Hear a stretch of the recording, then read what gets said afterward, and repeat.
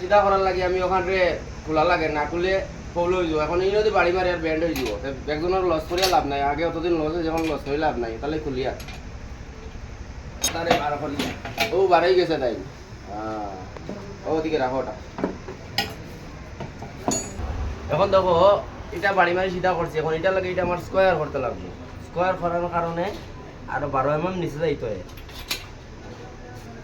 লাইনে বুঝবা বুঝে পারো যার যার ওইসে দেখো শোন এখন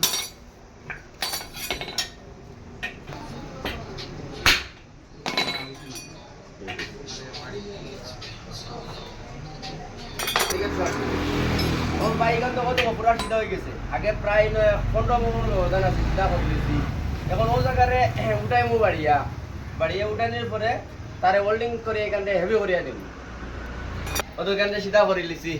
এখন পাতলা গাই ওল্ডিং মারবো তো আর নিচে দিয়ে যাইতা না, পুরাও তো একদম 0-0 হয়ে গেছে।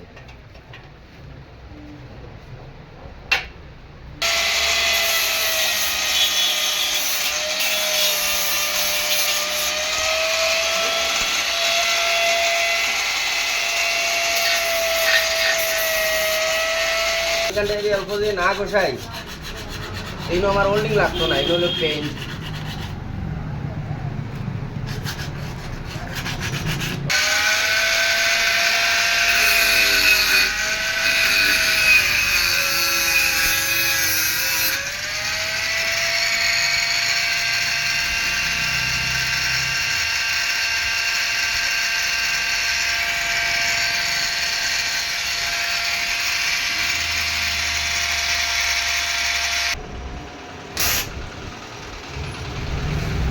আমি কোনো কথা হয়েছি কিছু না কোনো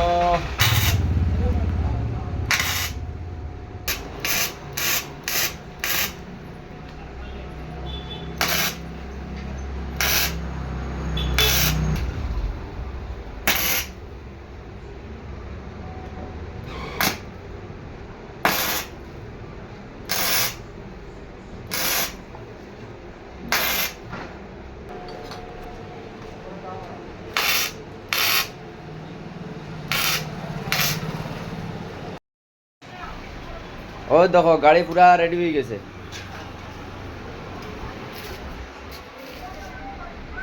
মনে মনে করবে আমরা গাড়ি চিত্রাই নিলাম এখানে বানাইতাম পারলাম নি, না না ও দেখো এখন বানাই দিয়েছি পুরা ওকে, কোনো প্রবলেম নাই। কিতার ভাই গাড়ি কান তোমার দিছে হয়েছে কি না হয়েছে, কোনো প্রবলেম হয়েছে?